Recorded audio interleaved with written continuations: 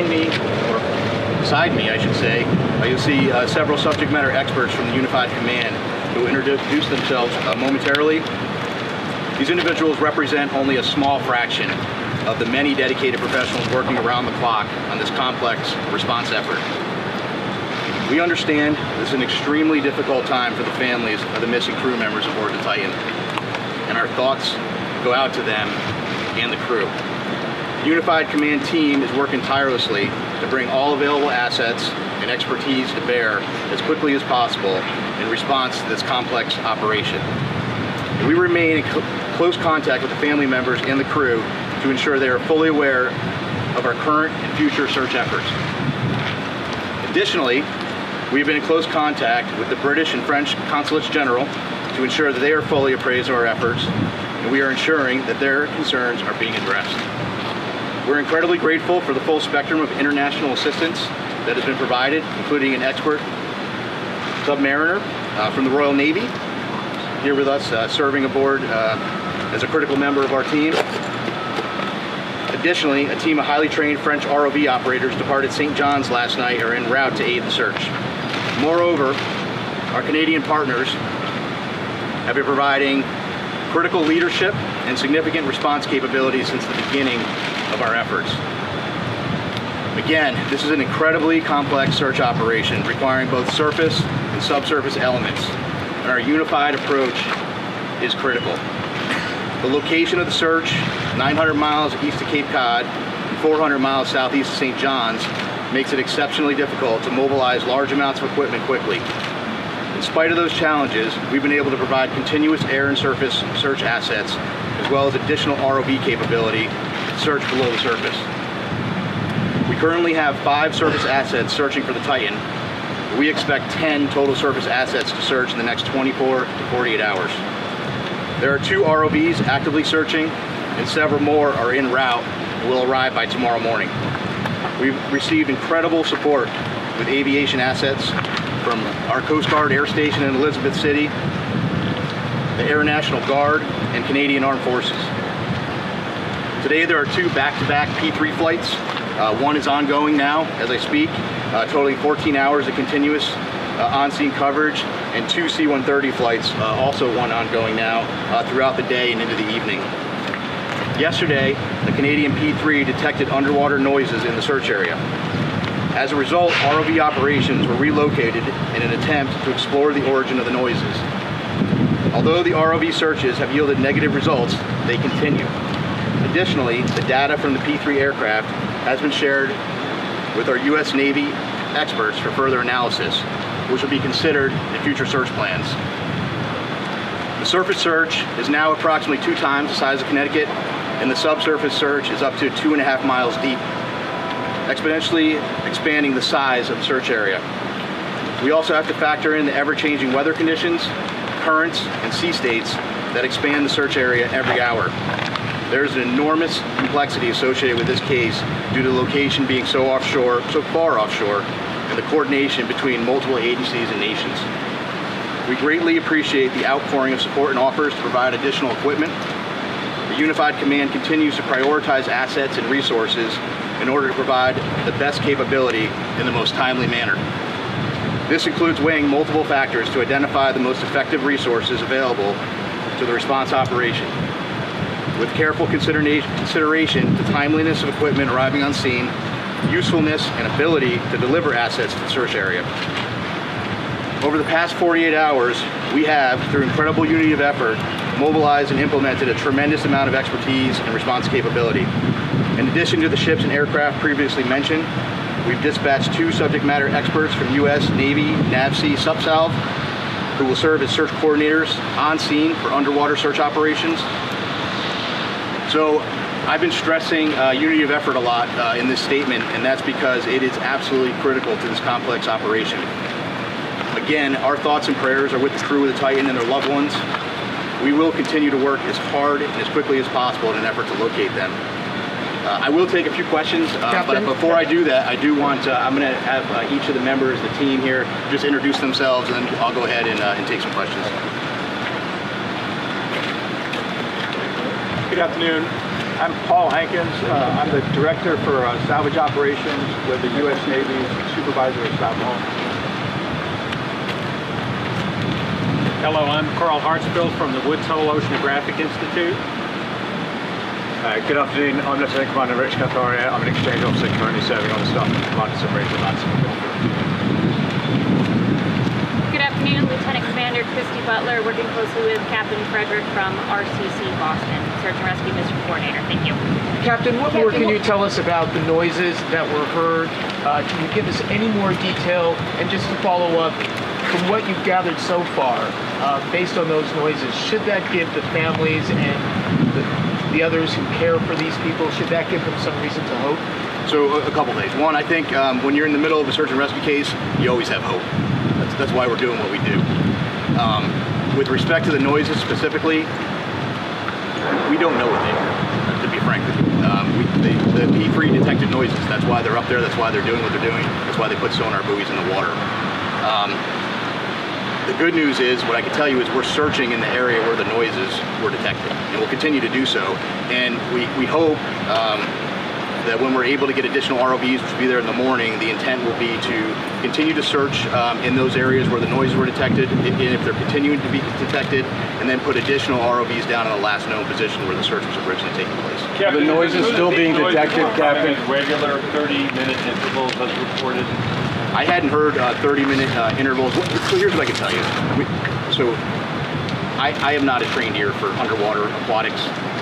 That's why we have a team of experts that are analyzing that data. That data was sent immediately to the Navy last night, and it was analyzed overnight. They're still looking at it, but I can tell you that it's inconclusive. But again, I think the important piece is we're searching in the area where the noises were detected. Can you talk about the timeline? Can you talk about what timeline you're working on in conjunction with the teams that are there? It's a timeline of what we're spending. How much oxygen do they have left on board? Okay.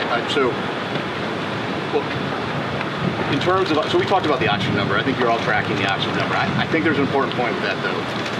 The oxygen, that's just one piece of data, right? There are a lot of pieces of data that we need to consider, and we're continuously looking at that, and we'll continuously do that throughout the search. But that's not the only thing that's important, right? And right now, our efforts are solely focused on the search.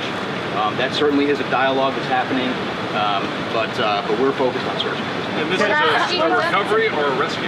Oh, this is a search and rescue mission, 100%. We are smack dab in the middle of search and rescue, and we'll continue to put every available asset that we have in an effort to find the Titan and the crew members. How down are those ROVs, and can you confirm that some sort of rectangular object has been spotted? There was some sort of report about that overnight. So, well, a couple things. So the ROVs, each ROV brings different capability. The ROVs that are diving today, what's the depth limit? 4,000. Yeah, 4,000 meters. And some additional ROVs that'll be arriving tomorrow have additional depth capability. With respect to an object, so yesterday one of the aircraft did see an object. I will tell you this: in search and rescue missions, when aircraft are flying continuously, there is stuff out in the ocean that's floating. We went back, we looked at it, it wasn't, we didn't determine it to be debris. We don't think it correlates with the case, and it is not uncommon at all during an active search to see things, and then we go and look at them. So, Captain, Jess Cobb from BBC News, when were these noises first heard? How long did they persist for? And if I could also ask, do you have any information in terms of food and water that the men might have on board the Sun? Yeah, so several P3 flights have heard noises as yesterday, and we put assets there. We relocated assets immediately. With respect to food and water, it's my understanding there are some limited rations. I can't tell you exactly how much they have aboard, but they do have some limited rations aboard. Captain, speaking to the families, how much hope can you give them after hearing those noises? Listen, I think you need to be careful. We need to have hope, right? But I can't tell you what the noises are. But what I can tell you is, and I think this is the most important point, we're searching where the noises are, and that's all we can do with this. So is that your best clue right now about the status of the submersible or those noises? And are the noises continuing now? Have they stopped or are they continuing? So I just wanted to, so it was my understanding that the P3 had heard some noises today as well. But so I do want to take just an opportunity to invite Carl to the podium just to talk a little bit about, he has a little bit more expertise in underwater acoustics, maybe just to speak to that in general, because again, you know, there are noises below the surface of the ocean. So I'll just turn it to Carl, spell your name.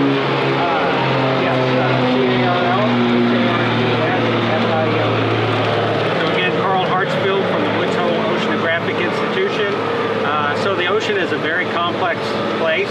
Obviously, human sounds, nature sounds, and it's very difficult to discern what the source of those noises are at times, but I can tell you that this team has multiple sensors. They're in the area. They're sending data back expeditiously to the best in the world people to analyze that data, and then they're feeding the results of that analysis back to the unified team, and they're making decisions. So Woods Hole is here in an advisory role, but by our expertise, what I see is a very tight operational loop that's making decisions based on data, and nothing is ruled out. Are the noises continuing? He said he heard the noises this morning. Are they still continuing on a regular basis now? There have been multiple reports of noises, and every one of those noises is being analyzed, tracked, looked for patterns, and reported. Can you describe what the noise sounds like that they're hearing? Well, you know, the noises, again, very complex in the ocean.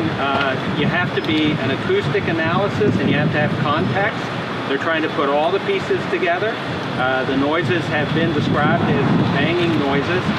But again, they have to put the whole picture together in context, and they have to eliminate potential man-made sources other than the Titan. Is it possible that a ship in the ocean, is it possible a ship in the ocean, or even some mammals out there, could mimic that kind of sound? So I can tell you from my experience with acoustics that there are sounds by biologics that sound man-made to the untrained ear, but I can assure you that the people listening to these tapes are trained. There are a lot of vessels in the area, and they each make noise, right? So all of that has to be eliminated, and it's analysis over time. Plus, as the captain said, the team is searching in the right area. So if you continue to do the analysis, look for different patterns and search in the right area, you're doing you know, the best you possibly can do with the best people on the case. Apparently there was a deep ocean salvage system, that flyway that was sent there to the location. Can you tell if it's on site yet, and how it operates, and how long it would take to rescue at depth? Would that take? Which system? This flyaway? Yeah, the system. What's the system that you're talking about? It's called the Flyway Deep Ocean Salvage System.